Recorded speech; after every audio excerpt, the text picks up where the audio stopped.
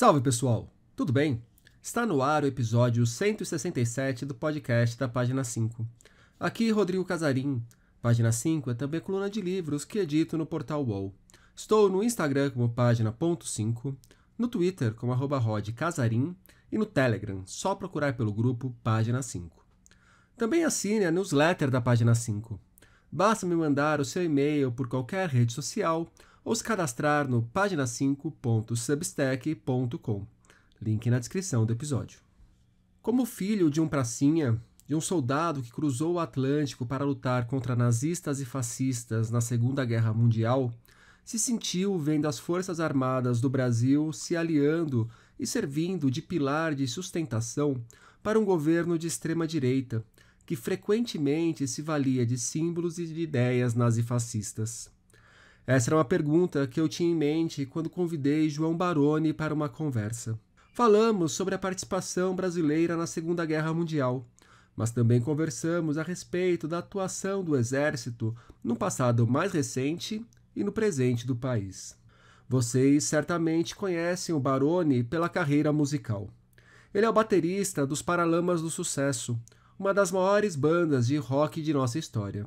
Fora dos palcos, inspirado pela trajetória do pai, o artista pesquisa e escreve sobre a participação brasileira na Segunda Guerra. São de Baroni os livros 1942, O Brasil e Sua Guerra Quase Desconhecida e A Minha Segunda Guerra. João lançou há pouco o que talvez seja seu último trabalho nessa área.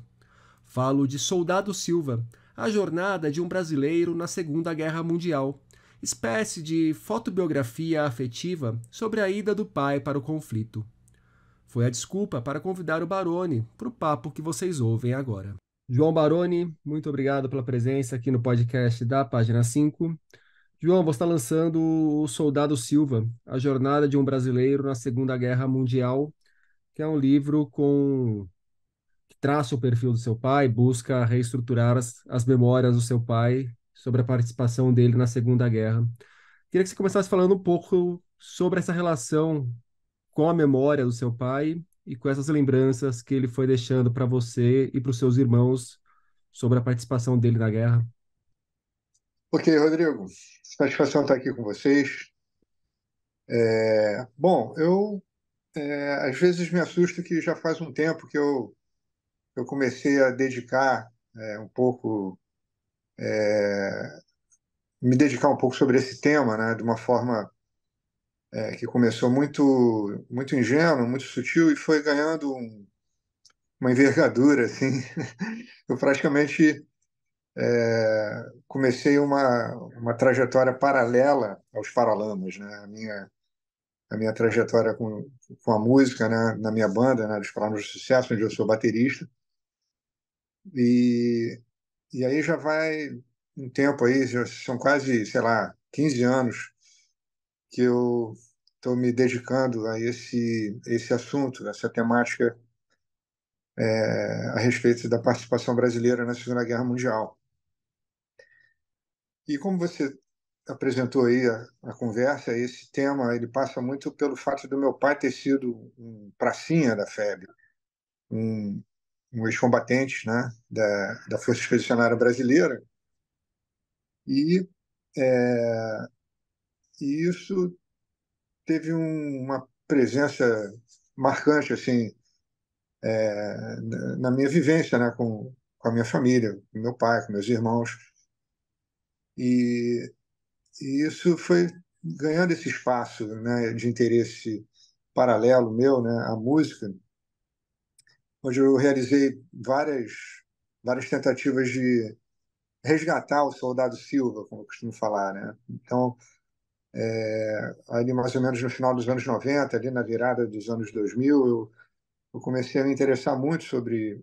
Eu reencontrei essa temática da Segunda Guerra Mundial, que era um negócio que estava muito presente na minha infância, brincando de soldado, montando aviãozinho e assistindo filmes na TV, documentários, e aí eu reencontrei esse assunto. Meu pai já estava numa idade muito avançada, e a gente voltou um pouco a conversar sobre essa temática de uma forma um pouco mais vamos dizer, amadurecida, né?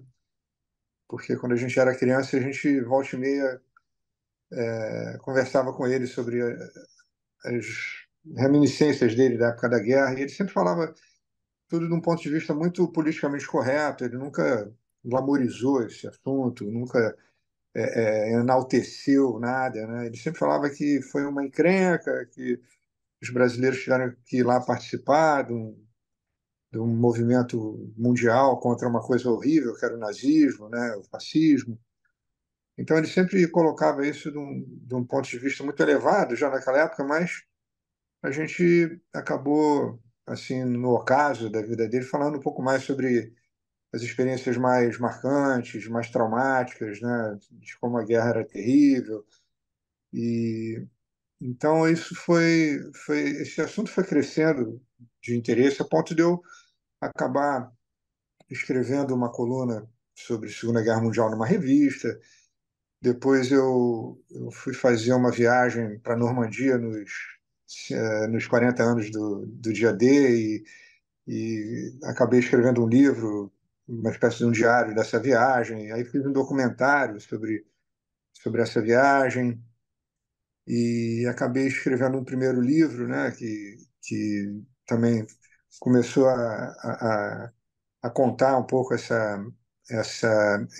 meu interesse, né, sobre a Segunda Guerra Mundial e um compilado das matérias que eu escrevi nessa revista quando eu participava. E foi meu primeiro livro, né, A Minha Segunda Guerra Mundial, né, A Minha Segunda Guerra. E as coisas foram ganhando cada vez mais espaço, né?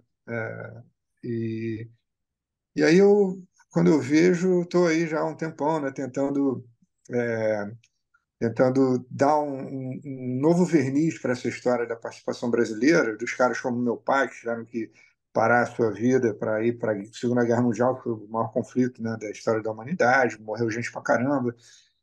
E, e aí eu me assusto às vezes como eu consegui, de alguma forma, chamar atenção para essa temática, né, de um ponto de vista mais da, de não deixar esquecer o assunto, né, mais do que um ponto de vista muito acadêmico. Né? Minha intenção sempre foi tirar isso do arcabouço acadêmico, né, para poder esse assunto, de repente, ganhar um outro enfoque, né, um enfoque mais pop, né, como eu costumo falar, né, porque É, o até mais Brasil ele humano, né, esquece um eu pouco. diria. Pensando É, nesse último exatamente. livro, É. no Soldado Silva, é uma coisa mais humana também. É, você tira toda aquela carnificina que foi a Segunda Guerra Mundial para mostrar uma pessoa que estava ali, com fotos, inclusive, do pós-guerra dela indo conhecer a Torre de Pisa, ou vindo conhecer o Coliseu. Exatamente.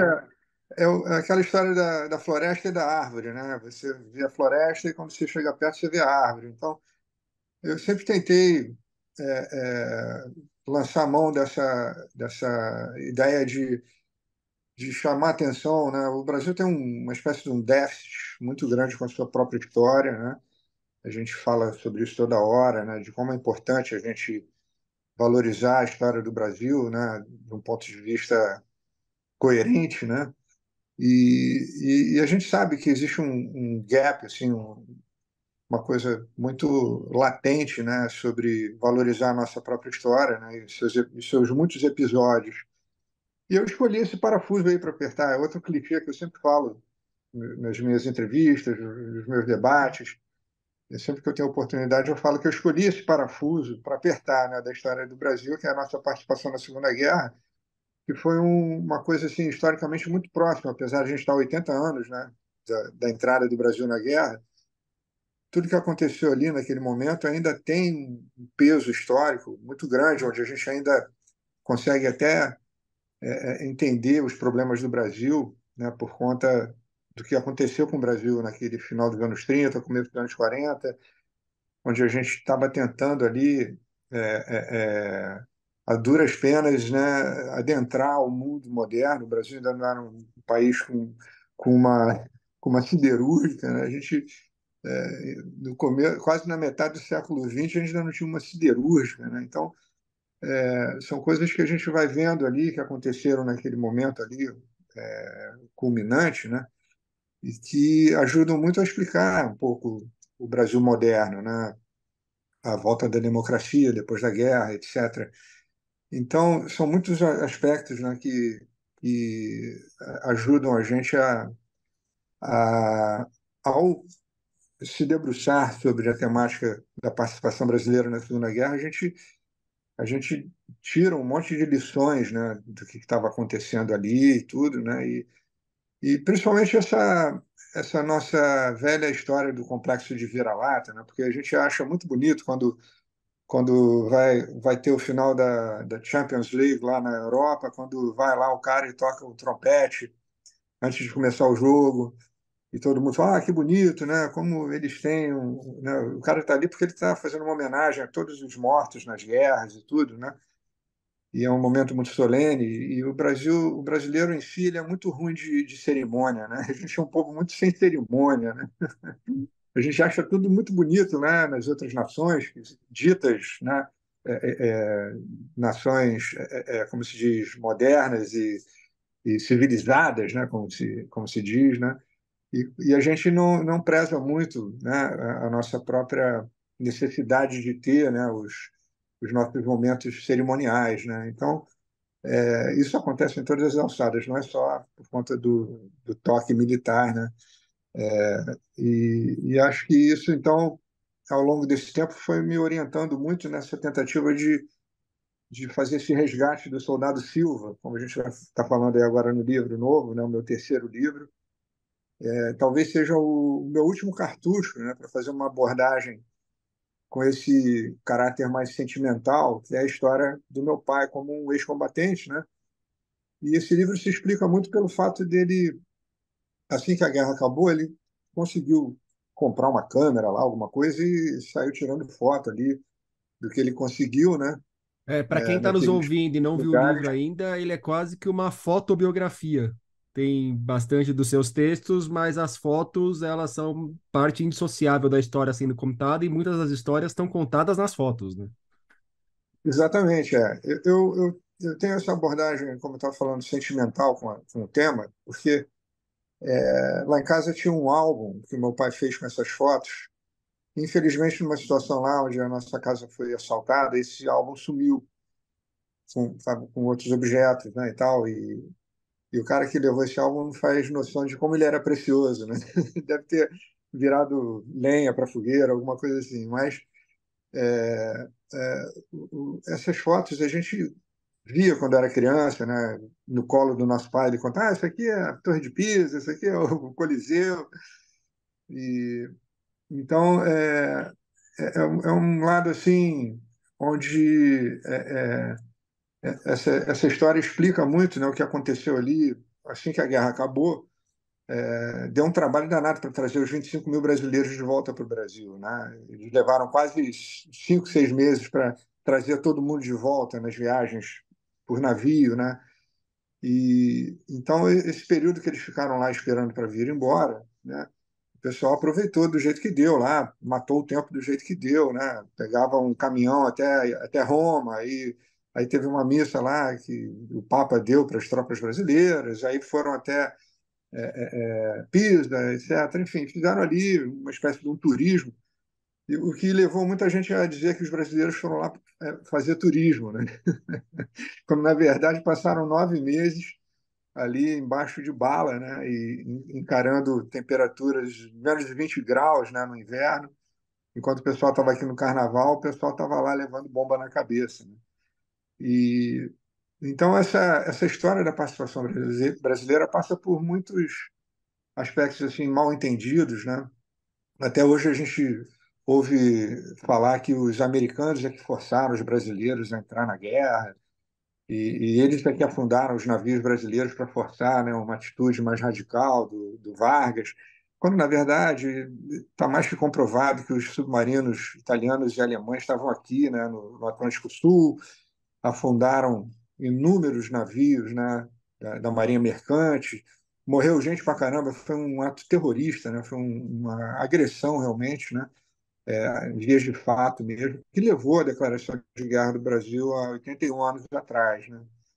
agora dia 22 de agosto, vai fazer 81 anos, né, da declaração de guerra brasileira contra o eixo, né, a Itália, a Alemanha e o Japão. O Japão estava muito longe, a gente não chegou efetivamente a entrar em estado de guerra com eles, mas os submarinos italianos e alemães estavam aqui afundando navios, né, não só brasileiros, todo quanto era navio aqui levando minerais e coisas para os americanos, minerais estratégicos, né, para o esforço de guerra, eram afundados, né, e pouca gente sabe que o movimento da Marinha Mercante aqui no litoral brasileiro era muito importante naquela época, né? Levava-se gente de Belém ao Rio Grande do Sul, né? Pelas rotas, né, marítimas, né? No litoral, né? As capitais estão todas em cidades litorâneas, né? Portos, né?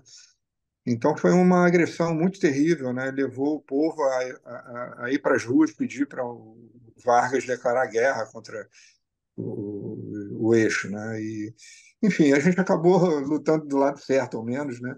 Havia até uma questão do Brasil ser um pouquinho chegado aos regimes ditatoriais, que estavam muito em moda naquela época por conta do O medo. movimento integralista aqui no Brasil era muito forte, né? Era forte, era o gabinete do Vargas era germanófilo, né? Como se falava. Os generais admiravam tudo que estava sendo feito lá na Alemanha, a maneira como eles conquistaram a Europa inteira em 6 meses, né? Então, aquele momento ali, aquele zeitgeist, estava realmente muito terrível, né? Porque havia um medo muito grande, né, da propagação do comunismo, e os regimes de extrema-direita estavam pipocando por todo lado, né? Acabou que a Inglaterra, os Estados Unidos, né, a França também estavam ali como baluartes ali da democracia ainda, né? Os americanos ainda tinham aquela coisa de não querer se envolver em outro conflito, né? Depois da Primeira Guerra Mundial, e acabaram se envolvendo.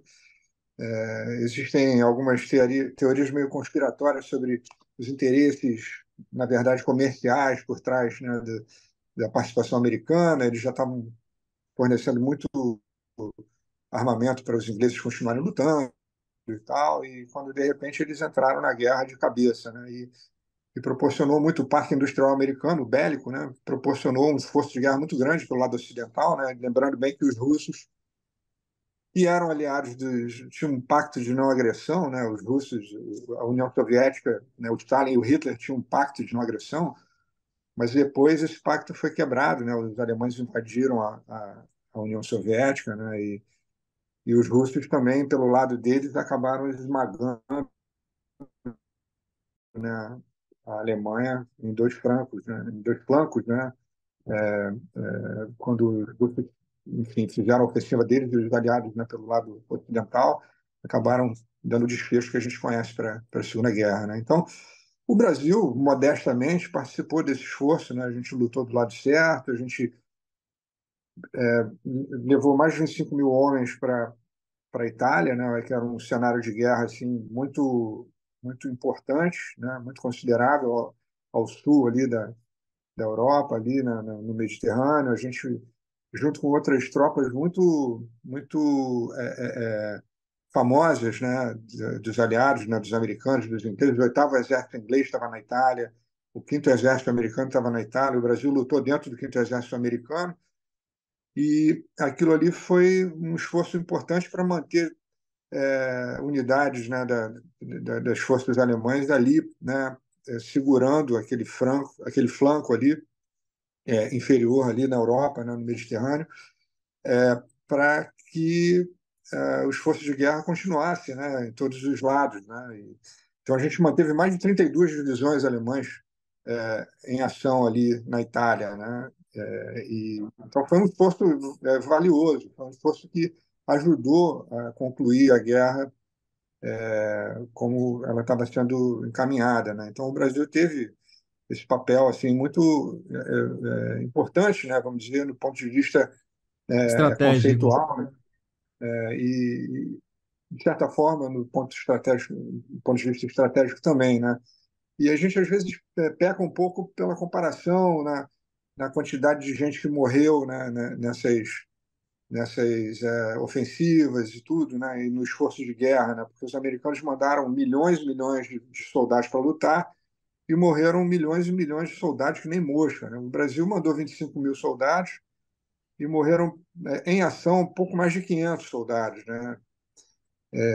Então, e foram apenas 9 meses em ação. E numa estatística meio grosseira, nesses 9 meses morreram 2 brasileiros por dia, né, nas ações ali na Itália.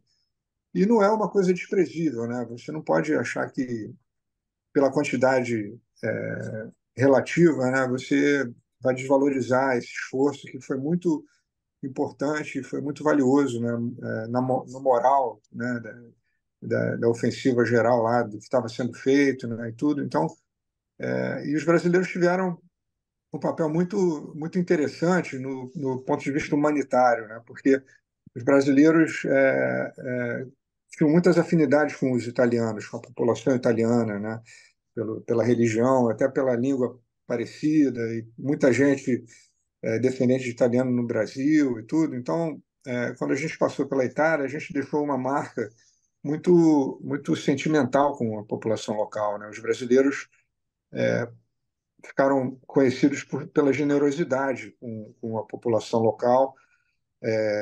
Eles davam remédios, davam comida para aquela gente toda que estava em penúria. Isso eu me lembro do meu pai falando, né? Que era muito triste ver as mulheres e crianças sofrendo, né? Os idosos. E, de uma certa forma, a fama dos brasileiros foi essa a generosidade, assim, que os ingleses não tinham com a população local, né? Porque também tinham as tropas coloniais inglesas que também não eram muito, né, bem tratadas, eram meio segregadas. Os americanos também tinham os negros eram segregados, né, dentro da hierarquia militar. E os brasileiros chegaram lá, não tinham, ao menos não tinham esse racismo explícito, né? O nosso racismo, como a gente sempre soube, é um racismo meio estrutural, né? Mas as tropas eram miscigenadas, né, brasileiras, né? E isso gerou uma certa estranheza, assim, tanto dos brasileiros quanto dos americanos, né? Porque os americanos, caramba, os caras não estão integrados, né, racialmente, e a gente não está, né?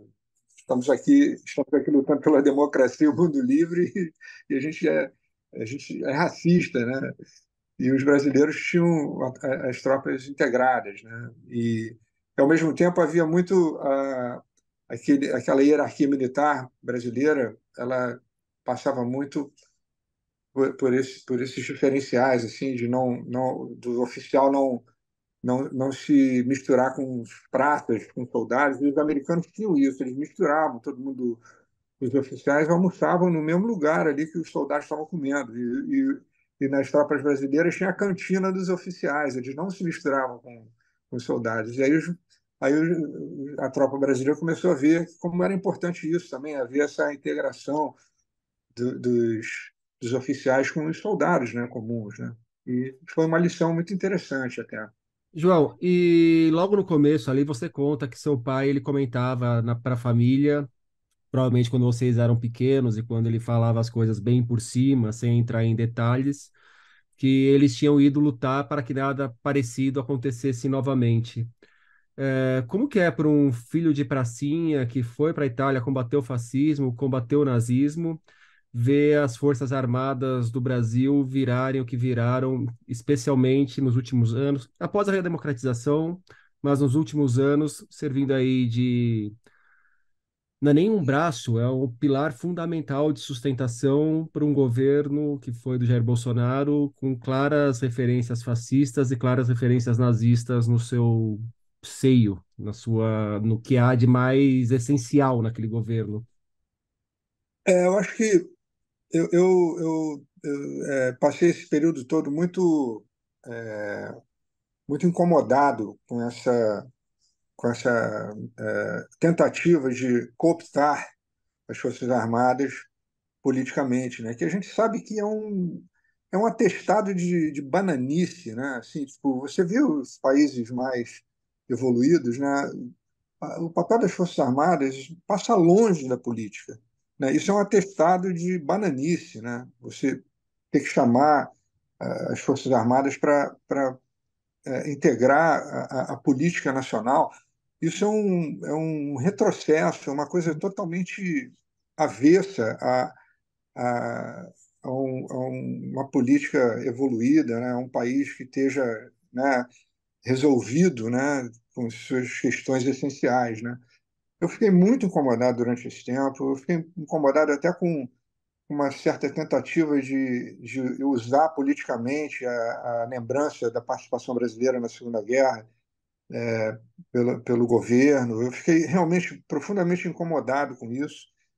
E eu sou da opinião assim, ó, que as Forças Armadas elas têm um papel. A gente sabe que é uma coisa um pouquinho difícil a gente de uma hora para outra achar que você pode abrir mão do papel das Forças Armadas. Acho que é muito ingênuo da parte de algumas pessoas dizer que a gente pode descartar as Forças Armadas no mundo atual, porque não serve para nada. Eu não acho isso. Eu acho que existe um papel ainda que pode ser, com o passar do tempo, revisitado, né? E até estrategicamente repensado no papel das Forças Armadas, né? Numa ação mais, é, vamos dizer, do controle das fronteiras, que a gente tem fronteiras tão grandes, né? Tanto a leste quanto a oeste. Né? A leste a gente tem um mar gigantesco.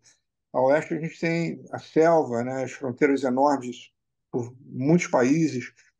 E o que acontece de terrível nessas fronteiras? Né? A gente precisa ter forças armadas que vão ajudar a conter qualquer tipo de situação, né, mais ousada em termos de respeitar fronteiras e tudo mais. Eu tenho esse ponto de vista e sei que uma boa parcela das Forças Armadas tem uma noção, tem uma inteligência agregada.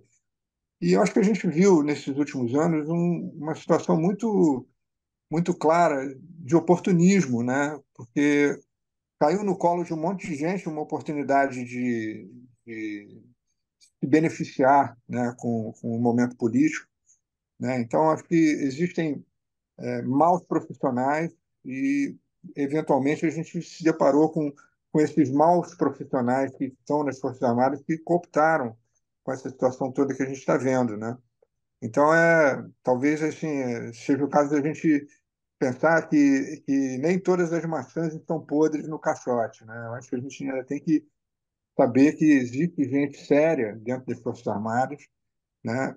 E eu acho que o velho ditado lá do grande lutador pela liberdade das Américas, né, Simão Bolívar, o Bolívar, né, promoveu a libertação da Venezuela e outros países. O da Bolívar falava, Gran-Colômbia. né, da Colômbia também, É a né, acho que Gran-Colômbia, que era ali, né? Era sim, Venezuela, sim, Colômbia e Equador.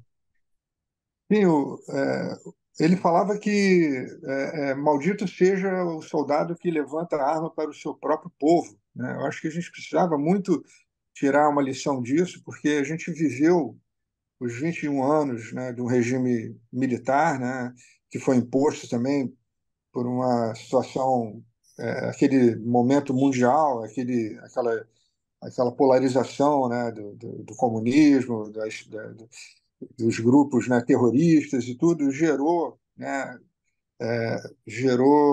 uma situação totalmente indesejável. Né? Eu me lembro que eu vivenciei o final da ditadura, nos anos 70. Eu me lembro como era uma coisa desconfortável, né? Você vivia naquele momento onde a censura, você não podia falar de determinadas coisas, você via os artistas se posicionando, artistas sendo exilados e políticos e tudo, e calando a boca das pessoas, né? Isso não é um, um ato de civilidade, né? Isso é uma coisa violenta, uma coisa, né, primitiva, né, a censura, a opressão, né? Então acho que a gente viveu esse período todo e de repente houve uma uma hora aí que de alguma maneira isso aflorou novamente, né, com a insatisfação geral da economia e de situações que foram impostas, né, no quadro, no cenário político meio patético que a gente viveu, né, no final do governo da Dilma, o impeachment e a maneira como o Lula foi levado, né, à justiça daquela forma tão parecia uma espécie de uma inquisição, né? Foi um negócio assim terrível, né, que a gente vivenciou. A gente via que tinha alguma coisa muito estranha ali acontecendo. E dali a pouco aconteceu essa eclosão, né, dessa pústula que foi o governo Bolsonaro, um negócio assim que deu voz para essa turma que sempre existiu, né, do mata e esfola, né? A gente sabe que o Brasil não é um país muito generoso nessa hora. Todo mundo quer um linchamento, todo mundo quer matar o ladrão, bandido bom, bandido morto. Existe muito essa filosofia, né, no povo que está recalcado por não ter a sua cidadania garantida, então eles não querem saber de igualdade, eles querem saber que eu não quero dar mole para bandido. Então, essa turma do Mata Escola sempre esteve aí, né? Então, a gente teve esse momento mais acirrado onde essa pústula eclodiu, né? Então, eu espero, sinceramente, que a gente tenha aprendido a lição nesses 4 anos, né? De que não adianta você chamar os militares para fazer alguma coisa que eles não são aptos a fazer.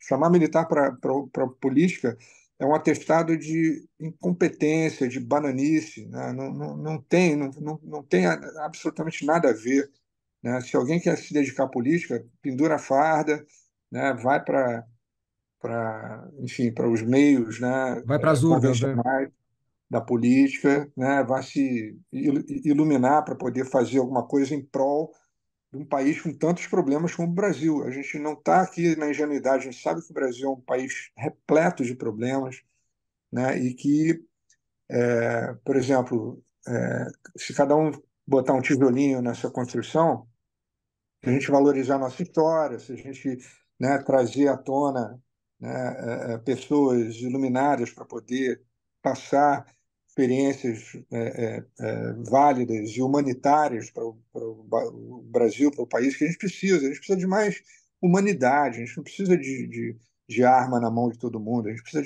de livros na mão de todo mundo, né? Pô, isso aí me lembra muito o Soldado da Paz, que é uma das minhas músicas preferidas do Paralamas. Mas você falou dos artistas e é uma coisa que eu queria te perguntar, já encaminhando para o final da nossa conversa. Recentemente a gente teve o show de despedida do Titãs aqui em São Paulo, que vai ter de novo outro show de despedida. E na hora que eles cantam o Nome aos Bois e se posicionam contra o Bolsonaro, um monte de fãs do Titãs que estão ali num show emblemático mostram espanto por descobrir que os Titãs estariam contra um governo fascista. Eu conheço gente que tem tatuagens da Legião pelo corpo e vive baseado em muitas coisas da Legião e viraram bolsonaristas fanáticos. Eu te acompanho no Twitter e vi em diversos momentos que você se posicionou politicamente, gente indo dizer para você que sempre admirou demais o seu trabalho, sempre admirou demais os Paralamas, as letras dos Paralamas e estava decepcionado com a sua posição pública. É, as pessoas não entendem o que elas consomem de obra de arte, isso é uma dissonância cognitiva. Na hora que a gente está falando de música, elas estão levando em conta apenas a música em si, não estão levando em conta a canção e as letras. Como que você avalia isso? Eu acho que é um Que é muito retrato louco, desse, né? é um retrato desses tempos loucos que a gente está vivendo, né? E eu acho que muito disso acaba resvalando para o papel das mídias sociais, né? Que acaba virando uma espécie de aluvião, assim, uma espécie de um, de um rio caudaloso que vai levando todo mundo, né? E sem muita tem muita noção, né? E as pessoas acabam sendo levadas por essa correnteza, né? Das mídias sociais. Você está falando aí no Twitter, né? E o Twitter é um exemplo, né? E agora é X, né? Mas, enfim, é um exemplo de como Me recuso, o esses. meu continua sendo Twitter, cara. Chamar Pois de é, X para não mim vai dar, também, é. pelo menos por Pois é. enquanto. É horrível, é horrível. Eu não sei quanto tempo eu ainda vou continuar lá, mas Ainda bem que, ainda mais toda vez que fala de X, me vem tanto o do Elon Musk, mas me vem o Ike Batista na cabeça também. Então, também não dá. tá.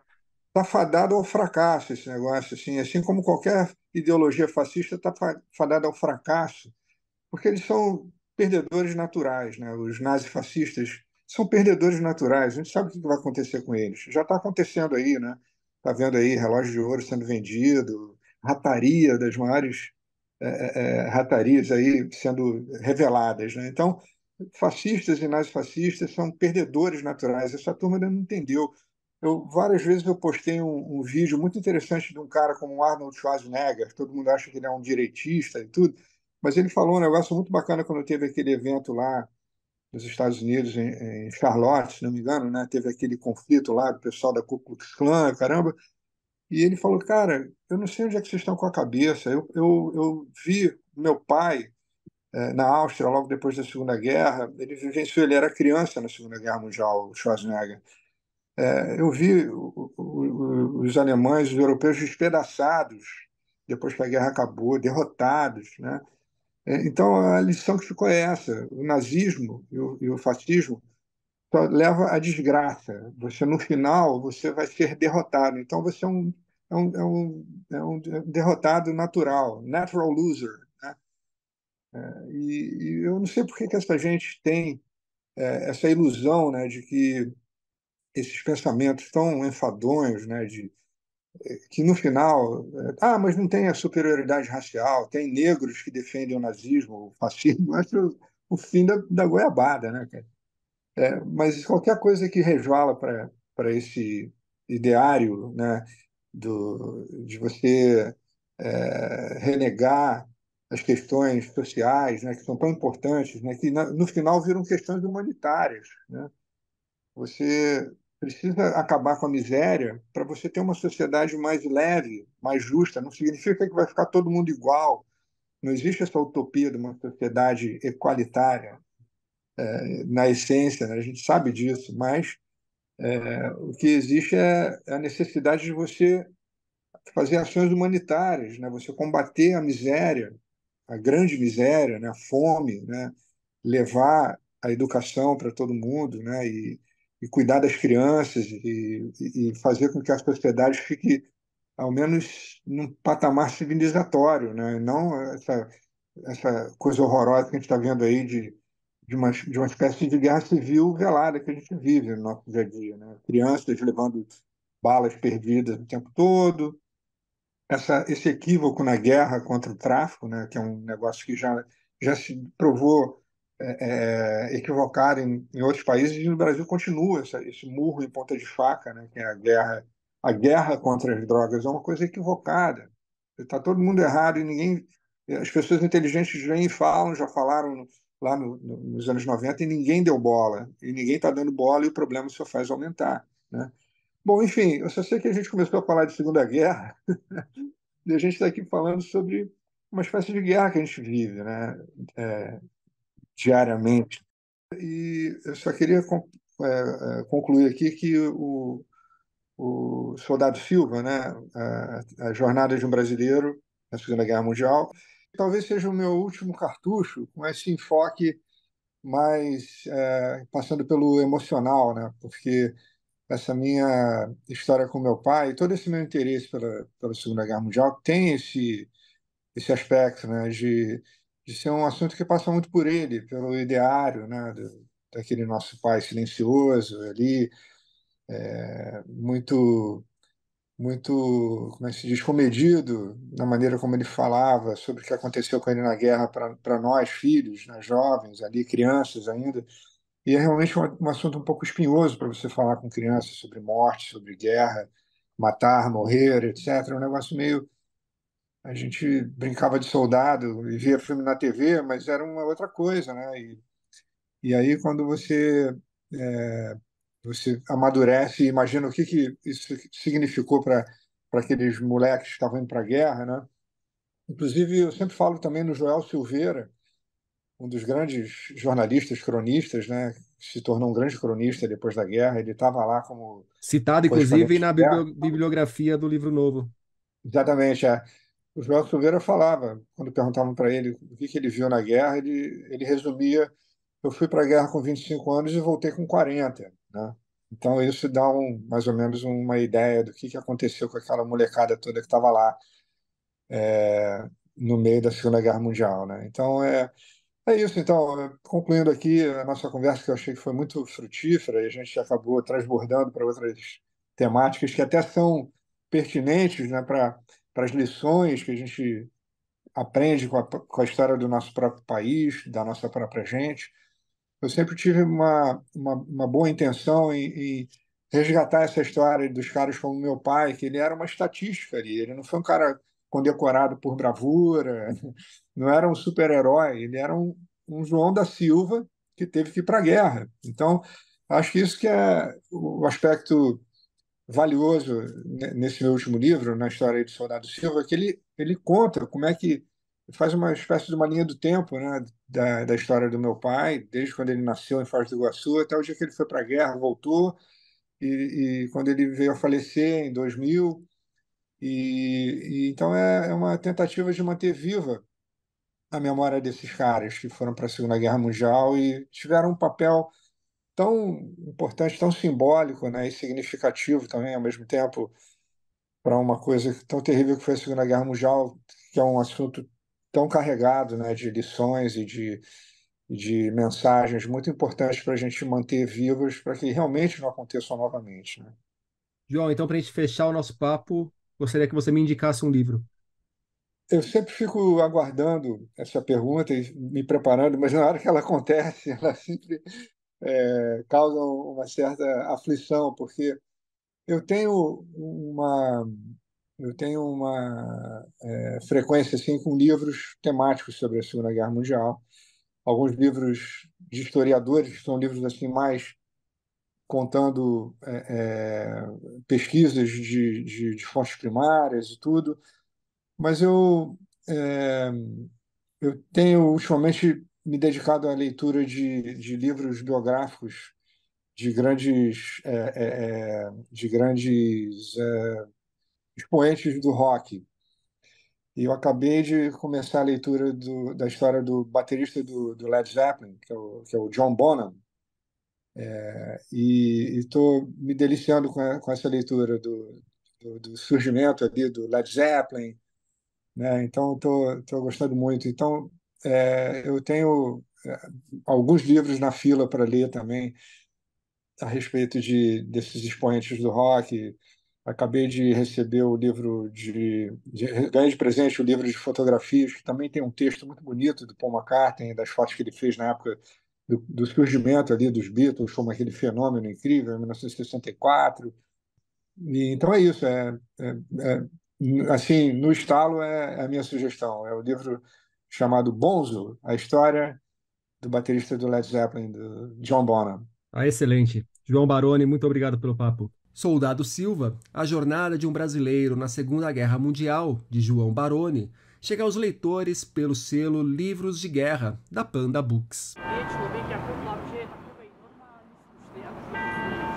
Por hoje é isso aí, pessoal. Indique o podcast para os amigos e inimigos. Um abraço, um beijo, um aperto de mão e até daqui 2 semanas.